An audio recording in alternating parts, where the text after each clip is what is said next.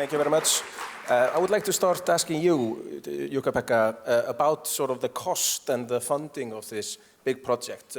In 2012, the Russians spearheaded an initiative called the Road Tax, which was an ambitious project, and at the time people were forecasting that that cable going all the way from London, north of Siberia and down to Japan would cost roughly $2 billion. So is this something you can share with us on the number side? Yes, absolutely. So what we are building now is an international project with international partners. And what we are building is a cable system for global connectivity. And as you know, the Nordics and northern regions can act as powerhouses, which gives a huge benefits for the customer side. It also helps building the momentum for customers, because all of them can see the benefits. We have estimated that the cost of today for this kind of cable system is around 700 million. And with that, we can connect from the top of Nordics, from Kirkenes, between a border between Finland and Norway, and then run it directly to Japan. And from Japan, you can have connections to other parts of Asia.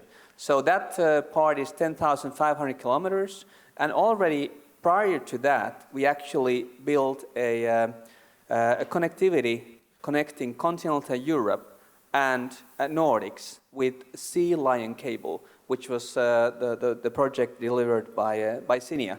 And that build-out was in 2014, and out of 8 fiber pairs, I think we have 5 or 6 now sold and reserved. So we are running out of fiber pairs, so it proves the business model. And the same kind of business model is applicable also in this project, because the global benefits are even stronger. Excellent, thank you. So if we look at the climate and we look at what the local communities can benefit from these data centers, I have to share something which I'm a bit embarrassed to share with you, but that's the average temperature in our Arctic. The average temperature in Iceland is actually the same as your refrigerator. That's where we live. It doesn't fluctuate much, and so it gives natural cooling to these data centers. May I tell a story? I'm an old guy, I'm over 50, but I went to Australia. And then they asked me how old I am. I said, well, you guessed. They said, I'm 40. I was, oh, great. And they said, well, you don't have wrinkles. No, because I was kept in a fridge most of my life. Yes. Yeah, I'm 75.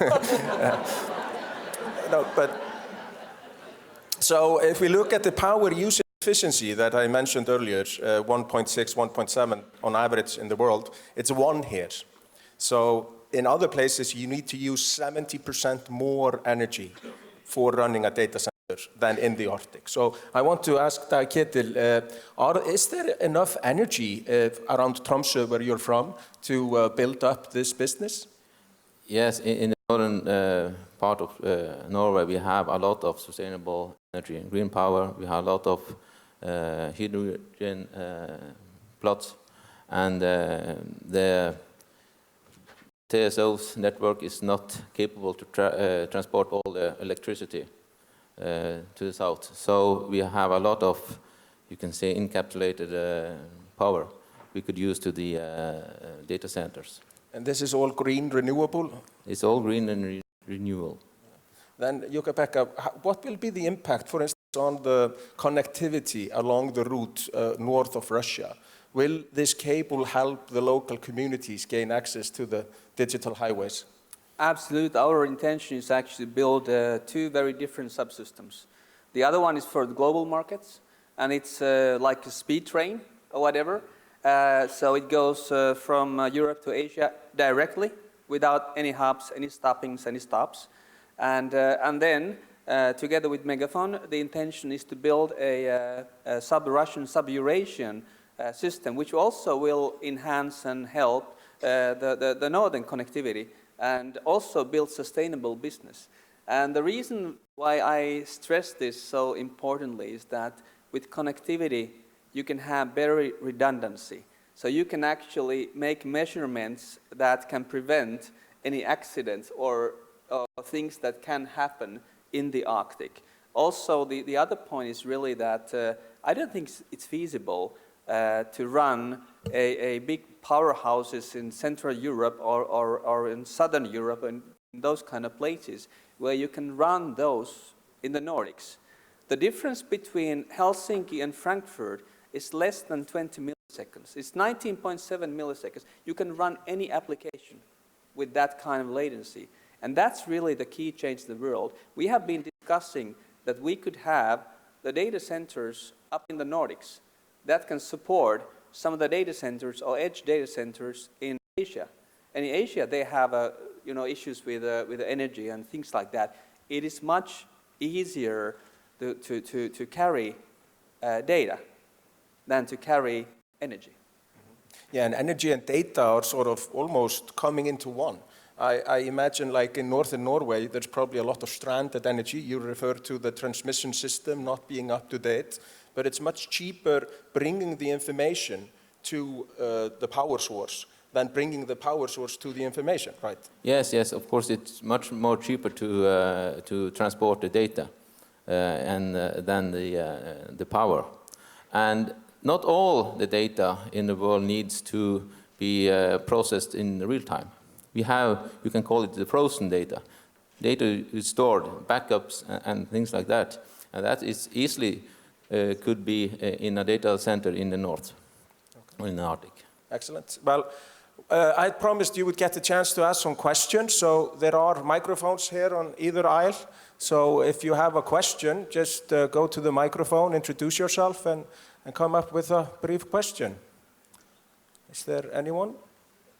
Yes, go ahead. Hello, my name is Harm Greidanis from the Netherlands. So you hear a lot about quantum communication these days. Is there any way in which your cable plans think about that possible future option?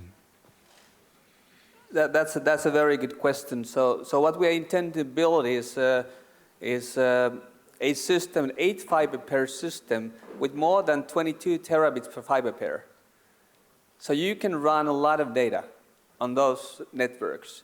And carrying that, it also enables, let's say, the use of supercomputers and use of edge networks, edge computing, and also quantum computing. So I think this it's technology which is existing today, but it enables the technological development for tomorrow. Thank you. Please. Hi, my name is Josh Heinrichs. I'm a student at University of Iceland. And I'm curious, I read a lot about the potential of satellite constellations being used to communicate around the world, which is kind of a fundamentally different approach to communication. Do you see this as being a competitor to what you're doing? And if so, what would be the timeline where it would be a viable competitor? Thank you. I recently, let's say, to answer to this, I think 4 years ago, I had a chance to be in Stockholm. And I met an old lady from Hong Kong. And she was in the Fiber to the Home event. And she was raising money for Alzheimer because her husband got an Alzheimer. And her husband had gotten Nobel Prize in that same building, in the same town hall. And she talked about that event. So I met a lady whose husband had invented how to carry, fiber optics. And that was a breakthrough technology. And any other technology is not viable with the fiber optics. It doesn't take away the satellites. Actually, it really improves the business case for the satellites. Because the satellites, I would say very simply, it's reaching you. And it's location-based services. It's providing small pieces of connectivity to the places where it's not feasible to build fiber optics. But when building fiber optics closer to these places, it enables also better satellite connections. And this is very interesting for this 1.2 billion who don't have internet today. And with the fiber cables that we can build, they can have that tomorrow. And that can bring some new values to societies and for the development. On this note, I could also add that the copper that used to carry the telephony in the past, That was in place for 80 years. We started using fiber optic cables up around 1980, and the first fiber optic cables are still there. They're still very usable. What happens is that the end stations get upgraded, but the pipes are more or less intact. If you try to then add a new system like a global satellite system, even a cheaper low orbital global satellite system, it's always going to be much more expensive. More maintenance, more startup cost, so it's hard to see it competing unless there's the extreme remote places. But what we thought was extremely remote, let's say 20 years ago, like connecting Siberia, connecting through the Northwest Passage like the Quintillion is now doing, connecting the remotest areas of Canada, the backbone is coming in now. So it's easier to build on top of that. So we have one more question, please. Hi, my name is John Higginbotham. I'm from Canada. Actually, I was going to ask about Quintillion and what the status of that project is and whether that's competitive with this project, because it goes through Alaska and goes through the Northwest Passage again, with the argument that you'll get very good service between Asia and Western Europe. The second question is whether you have any concerns about security of data running a cable of that importance through Russian territorial waters.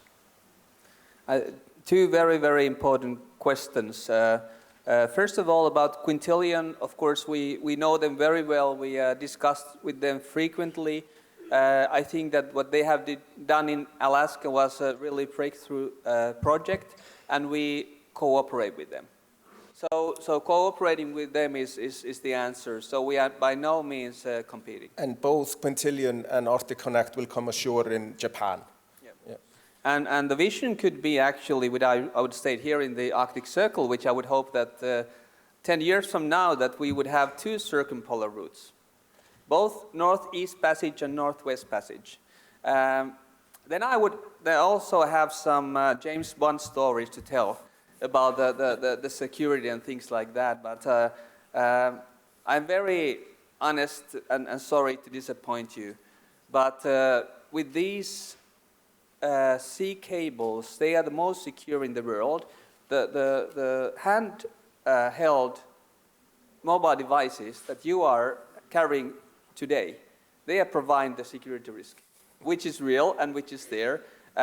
This kind of cable system, it's a layered one system which you connect. You have fibers, you have fiber rings, and then you have branching units and branching outlets. So the way we are building and designing this architecture, it's a security for all. And I'm not talking about any specific country, because it has to be secure to any, let's say, private person, to any enterprise, and it has to be also secure for any government for their own use. And no intervening between them. We have no, let's say, routing which would go across, which would make sort of bad kind of routings, which would enable a sort of breach of cybersecurity. But that's a thing we are very, very, let's say, concerned about in a positive way, because we know how it can be done. And it's also very important that each and every one has the possibility to run their own business services without interruption.